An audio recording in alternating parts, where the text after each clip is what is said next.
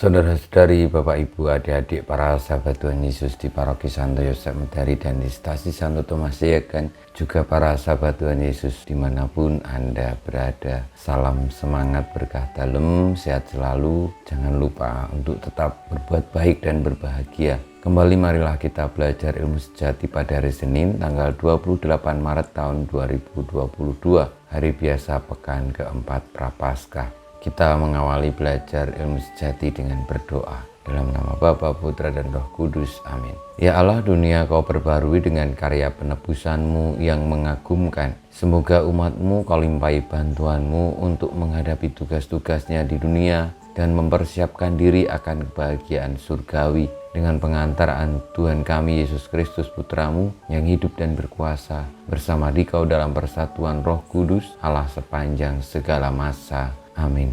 Sahabat Tuhan Yesus yang terkasih, kita akan belajar ilmu sejati dari Injil Yesus Kristus menurut Yohanes bab 4 ayat 43 sampai dengan 54. Sekali peristiwa Yesus berangkat dari Samaria dan pergi ke Galilea, sebab Ia sendiri telah bersaksi bahwa seorang nabi tidak dihormati di negerinya sendiri. Setelah Yesus tiba di Galilea, orang-orang Galilea pun menyambut Dia karena mereka telah melihat segala sesuatu yang dikerjakan Yesus di Yerusalem pada pesta itu, sebab mereka sendiri pun turut ke pesta itu. Maka Yesus kembali lagi ke Kana di Galilea, di mana Ia membuat air menjadi anggur. Dan di Kapernaum ada seorang pegawai istana yang anaknya sedang sakit. Ketika pegawai itu mendengar bahwa Yesus telah datang dari Yudea ke Galilea, pergilah ia kepadanya, lalu meminta supaya Yesus datang dan menyembuhkan anaknya, sebab anaknya itu hampir mati. Maka kata Yesus kepadanya,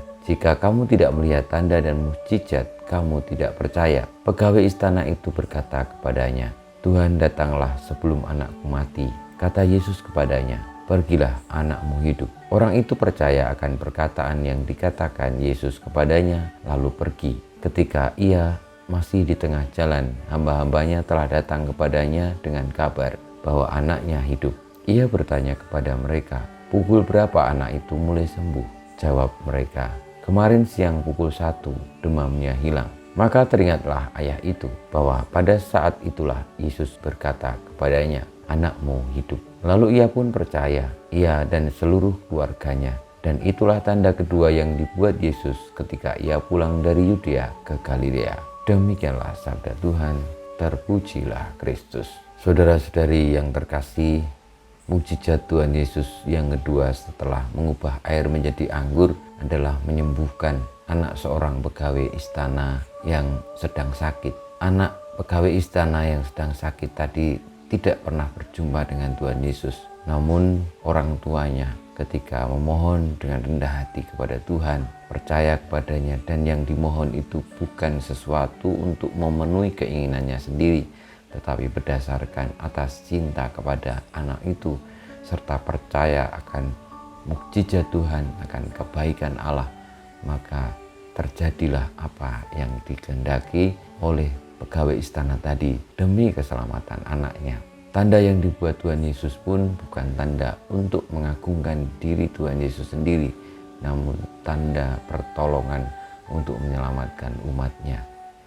Maka saudara-saudariku, marilah kita membuka hati untuk percaya kepada Allah dengan terus-menerus mendasari diri kita ini perjuangan untuk menerima kasih Allah dan mewartakan kasih Tuhan itu. Apapun yang kita kehendaki, hendaknya bukan didasarkan dari keinginan kita sendiri, tetapi berdasarkan kasih kepada sesama dan percaya kepada Allah. Dengan demikian, pertolongan Tuhan menjadi nyata bagi kita. Kemuliaan kepada Bapa dan Putra dan Roh Kudus, seperti pada permulaan, sekarang, selalu, dan panjang segala abad. Amin. Ya Yesus, jadikanlah hati kami seperti hati-Mu.